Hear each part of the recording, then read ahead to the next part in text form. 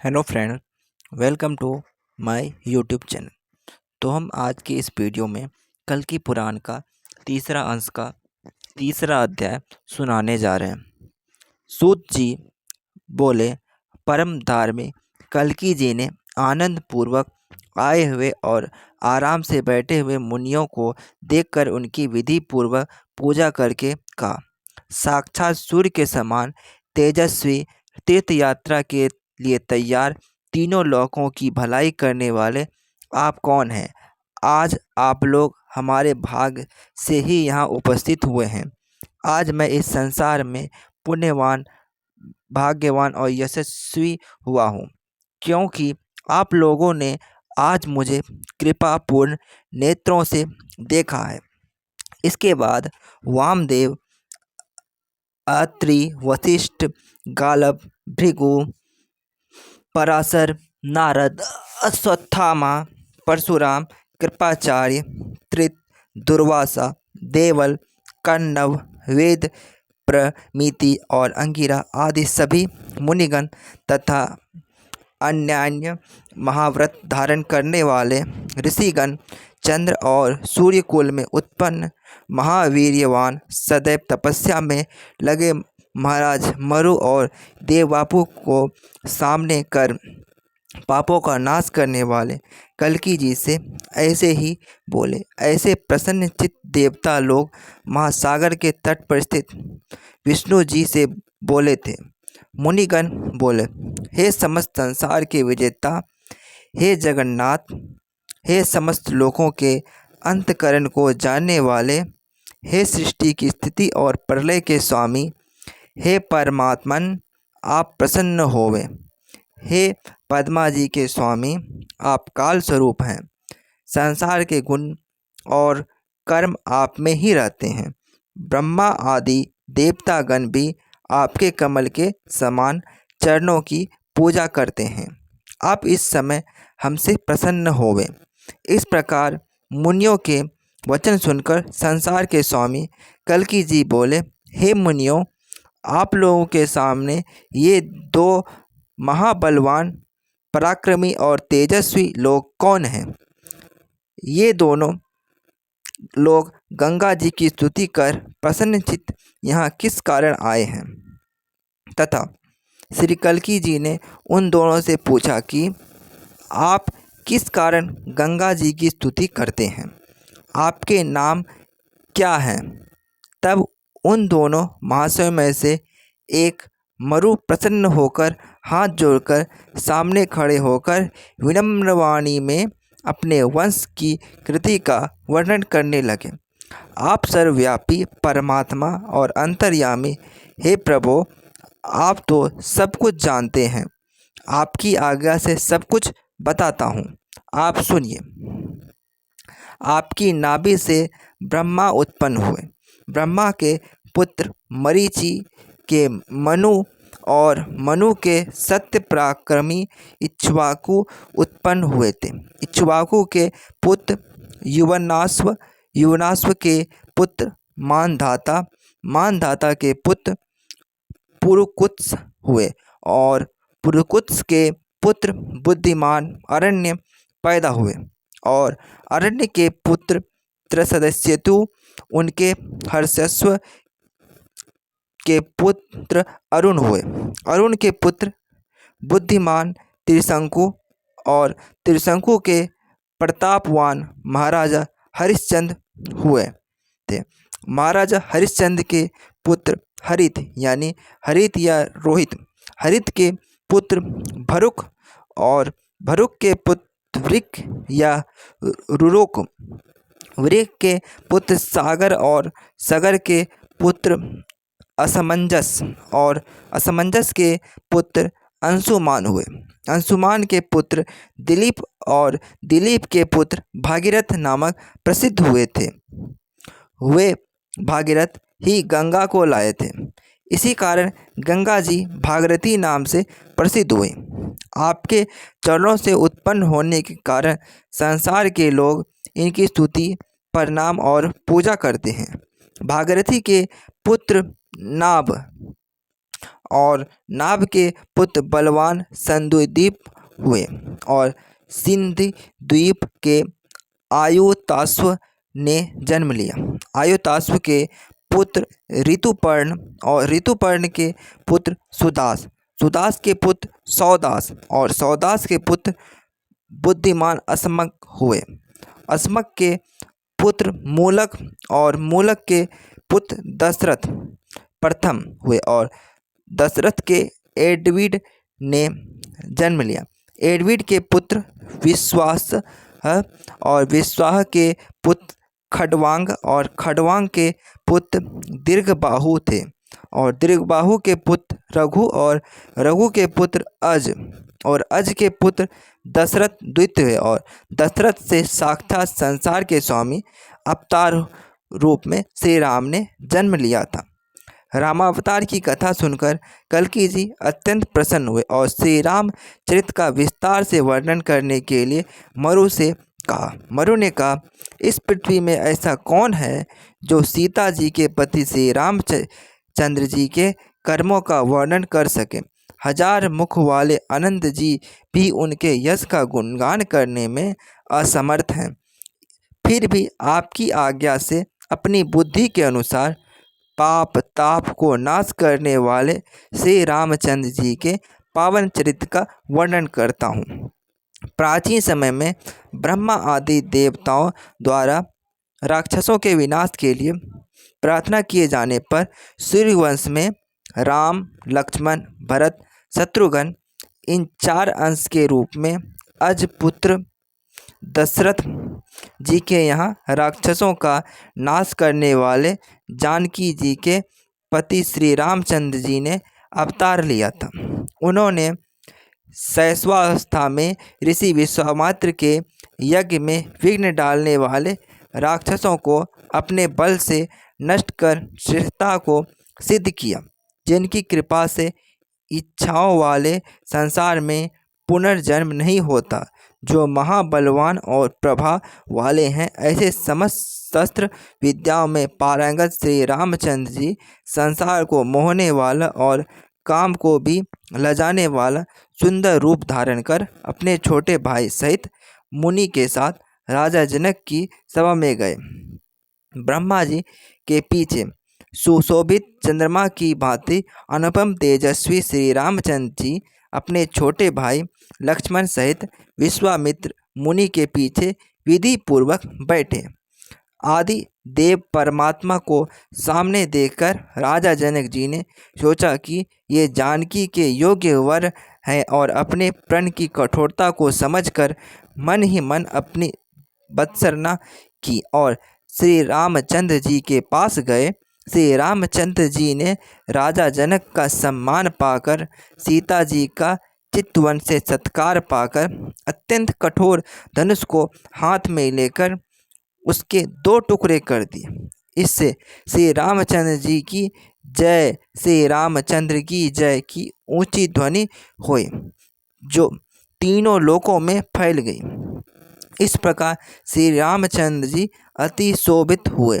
इसके बाद राजा जनक ने दशरथ जी के 4 पुत्रों को यानी कि राम, लक्ष्मण, भरत और शत्रुघ्न अपने अलंकृत 4 पुत्रियों यानी क्रमशः सीता, उर्मिला, मांडवी और श्रुतिकीर्ति का प्रसन्नतापूर्वक कन्यादान कर दिया। जब सब लोग आनंद पूर्वक विवाह करके अवधपुरी को जा रहे थे, तब रास्ते में भृगुपुत्र परशुराम जी ने श्री रामचंद्र जी पर अपनी असीम वीरता दर्शाई। इसके बाद राजा दशरथ जी ने अपनी राजधानी अयोध्या में पहुंचने पर मंत्रियों से सलाह की और सीतापति श्री रामचंद्र जी को अपने विजित सिंहासन पर अभिषेक करने का विचार किया। राज्याभिषेक श्री रामचंद्र जी को राजगद्दी पर बैठाने की सभी तैयारियां होने लगी। परिजन लोग मतलब कि सेवक लोग राज्याभिषेक का सामान इकट्ठा करने लगे। तभी कैकेयी ने आकर राज्याभिषेक करने के लिए तत्पर राजा दशरथ जी को रोका। इसके बाद अपने पिता की आज्ञा अनुसार श्री रामचंद्र जी सुमित्रा के पुत्र अर्थात अपने छोटे भाई लक्ष्मण और जानकी जी के साथ वन को चले गए। साथ साथ चलने वाले नगर निवासियों को छोड़कर फिर भगवान राम गुह के घर पहुँचे। वहाँ उन्होंने राज चिन्हों, राजकीय वस्त्राभूषण को हटाकर जटा, वल्लकल जटा का अर्थ बाल और वल्लकल का अर्थ पेड़ की छाल से बने हुए वस्त्र हैं, धारण कर लिए। जंगल में अपनी पत्नी और छोटे भाई सहित श्री रामचंद्र जी मुनि वेश में सभी लोगों द्वारा पूजे जाने लगे। पंचवटी आश्रम में रहने लगे। इसके बाद भरत जी दुखी होकर उनके पास आए। श्री रामचंद्र जी अपने पिता की मृत्यु का समाचार सुनकर दुखी हुए। भरत जी को समझाया। उसके बाद अनेक वर्ष तपोवन में बिताए। इसके बाद कामदेव के बाण से पीड़ित श्रेष्ठ वेश वाली सुंदरी हंसी मजाक करती हुई वरा विलासा रावण की बहन सुपर्णरेखा को देखकर श्री रामचंद्र जी ने लक्ष्मण जी को इशारा किया और लक्ष्मण जी ने तेज तलवार से उस राक्षसी को कुरूप कर दिया। इसके बाद श्री रामचंद्र जी ने रास्ते में एक दानव को नष्ट कर दिया। रावण के अनुगामी 14,000 सेना के स्वामी खरदूषण को उनके सेवकों सहित नष्ट किया। इसके उपरांत अपनी प्रिय पत्नी सीता जी की प्रिय इच्छा के अनुसार सोने के चंचल हिरण, जो कि राक्षसी रूप में थे, को मार डाला। इसके बाद राम को सोने के हिरण के रूप में राक्षस का पीछा करते हुए लक्ष्मण को जाते हुए देखकर रावण ने शीघ्रतापूर्वक श्री राम के आश्रम से सीता का हरण कर लिया। अपनी घास फूस की बनी कुटिया में सीता जी को न देखकर हाँ सीते का विलाप करने लगे। श्री रामचंद्र जी मूर्छित हो गए। इसके बाद वन में ऋषियों के आश्रमों, पहाड़ों की गुफाओं, जल स्थानों, जोहड़ों अर्थात सभी स्थानों में सीता जी को ढूंढते हुए रास्ते में उन्होंने अधमरे से जटायु को पड़ा हुआ देखा। उस जटायु से रावण द्वारा सीता जी को हरण किए जाने का समाचार सुना। जटायु की मृत्यु होने पर श्री रामचंद्र जी ने पितृतुल्य उसका अंतिम संस्कार किया। सीता जी के वियोग से दुखी धनी दुरों में अग्रणी श्री रामचंद्र जी ने श्री लक्ष्मण जी के साथ ऋष्यमुख पर्वत पर नव परिचय प्राप्त वानरों की सेना को देखा और सूर्यपुत्र बाली के छोटे भाई सुग्रीव के मंत्री पवन पुत्र श्री हनुमान जी से मिले। फिर सुग्रीव और हनुमान जी द्वारा प्रार्थना किए जाने पर श्री रामचंद्र जी ने सप्तताल को भेद डाला और बाण से बाली को मारकर सुग्रीव से मित्रता की और उन्हें वानरों का राजा बनाया। इसके बाद पवन पुत्र हनुमान जी सीता जी को ढूंढते हुए संपत्ति पाती जटायु के बड़े भाई संपाति के कहने के अनुसार समुद्र को पार कर लंकापुरी में प्रवेश करके अशोक वन में सीता जी के साथ बातचीत करके उन्हें आनंद हुआ और तब से रामचंद्र जी के पास आए, यह जानकर कि हनुमान जी ने अपनी शक्ति से अनेक राक्षसों का नाश किया है और लंका को जलाया है। श्री रामचंद्र जी ने समुद्र को भयभीत कर पर्वतों शिलाओं से समुद्र को बांधकर बंदरों के समूह के साथ लंका को प्रस्थान किया और क्रोधित होकर राक्षसों के स्वामी रावण के नगर प्राचीर आदि का विनाश कर डाला। इसके बाद लक्ष्मण जी सहित भगवान राम युद्ध प्रबल व भयंकर धनुष को धारण कर तेज बाणों सहित हाथी, घोड़े और रथ से युक्त काल की जीभ जैसी भयंकर तलवार से राक्षसों का नाश करके शोभित हुए।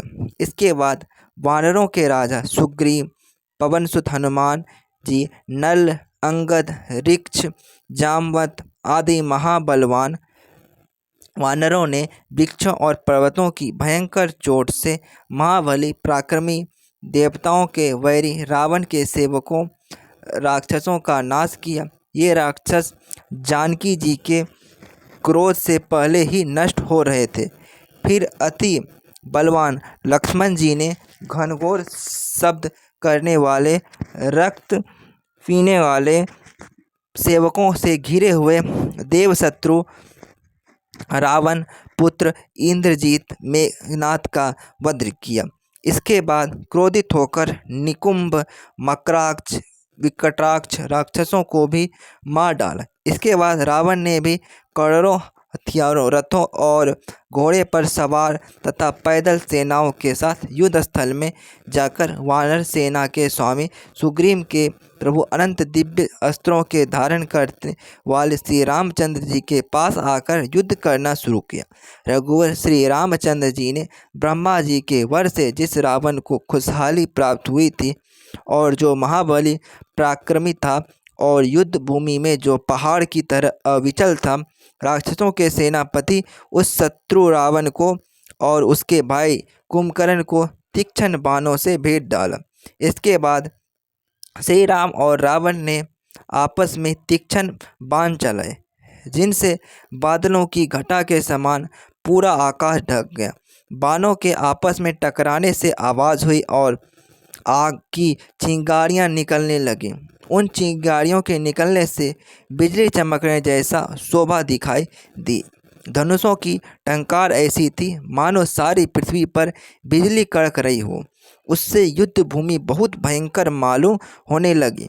वह रावण जिससे इंद्र तक भयभीत होता था, सीता जी के क्रोध से व्याप्त तथा श्री रामचंद्र जी के आग उगलने वाले अस्त्रों से भस्म होकर भूमि पर गिर पड़ा। रावण के मारे जाने पर वानरों में श्रेष्ठ हनुमान जी ने अग्नि द्वारा शुद्ध और पवित्र की गई या अग्नि से भी जो जलाई नहीं जा सकी, ऐसी जानकी जी को श्री रामचंद्र जी को समर्पित किया और श्री रामचंद्र जी प्रसन्न होकर अपनी पुरी हो गए। इसके बाद देवताओं के राजा इंद्र के कहने के अनुसार श्री रामचंद्र जी ने तुरंत विभीषण को, जो अब धैर्य भय रहित और शांत था, राजगद्दी पर बैठा। वानरों के राजाओं से घिरे हुए सीता जी तथा लक्ष्मण जी सहित श्री रामचंद्र जी अत्यंत सुंदर शोभ्यमान पुष्पक विमान पर चढ़कर अयोध्यापुरी आए। मार्ग में आते हुए बीच जंगल में घुसते समय भगवान राम अपना मुनिवेश और गुह की मित्रता को याद करते हुए लगने। तभी श्रेष्ठ मुनियों ने आकर उनकी पूजा की। इसके उपरांत अन्य अपने लोगों से घिरे हुए श्री रामचंद्र जी ने भरत की दुखी माता कैकेयी और ढाढ़स बंधाया और माताओं की आज्ञा अनुसार पिता के सिंहासन पर बैठे। वशिष्ठ आदि श्रेष्ठ ऋषियों ने उनका राज्याभिषेक किया। इसके बाद वे सब लोगों के स्वामी जनपालक श्री राम देवताओं के राजा इंद्र के समान समस्त लोगों के पालन करने वाले के रूप में शोभित हुई। उनकी प्रजा बहुत से धन वाली हो गई और ब्राह्मण लोग तप में लग गए। सब लोग परस्पर प्रीति भाव रखकर भय रहित होकर अपने अपने धर्म के कार्यों में लग गए।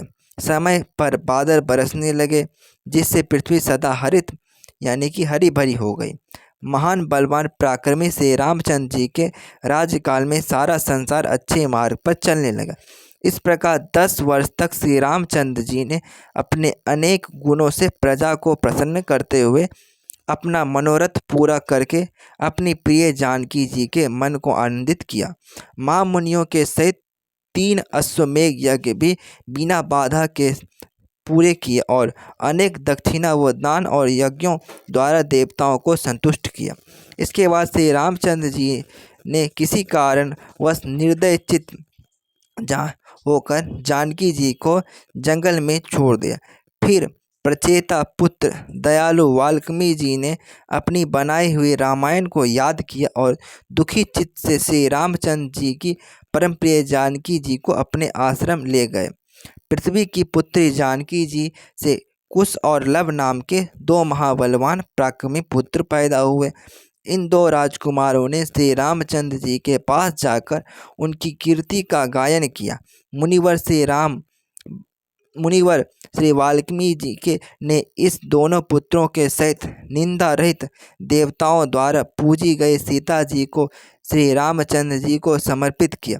इसके उपरांत श्री रामचंद्र जी ने अपने सामने पुत्रों सहित उपस्थित रोती हुई जानकी जी से कहा, तुम अपनी शुद्धि के लिए फिर अग्नि में प्रवेश करो। श्री रामचंद्र जी का यह वाक्य सुनकर सीता जी उनके कमल रूपी चरणों में प्रणाम करते हुए अपनी माता पृथ्वी के साथ मणियों के समूह के साथ उज्जवल पाताल में प्रवेश कर गए। श्री रामचंद्र जी जानकी जी के इस प्रकार पाताल में प्रवेश को याद करते हुए गुरु वशिष्ठ, छोटे भाई, परिजनों तथा पशुओं सहित प्रसन्नचित्त सरयू नदी के जल को छूकर सुंदर विमान में बैठकर वैकुंठ धाम को चले गए। श्री रामचंद्र जी के इस चरित्र को जो कानों के लिए अमृत समान है, आदर से सुनेंगे। श्री रामचंद्र जी की कृपा से उनकी सभी बाधाएं दूर होंगे, रोगों को की शांति होगी, वंश बढ़ेगा, धन और जन की संपत्ति, स्वर्ग आदि की संपत्ति की उन्हें मिलेगी। इसके पाठ करने से अंतकरण में आनंद उत्पन्न होगा और संसार सागर सुख जाएगा, परम प्रभु पद का प्राप्त होगा। तो ये कथा यहीं पे समाप्त होती है। इसके आगे की कथा हम आपको अगले वीडियो में आपको सुनाएंगे।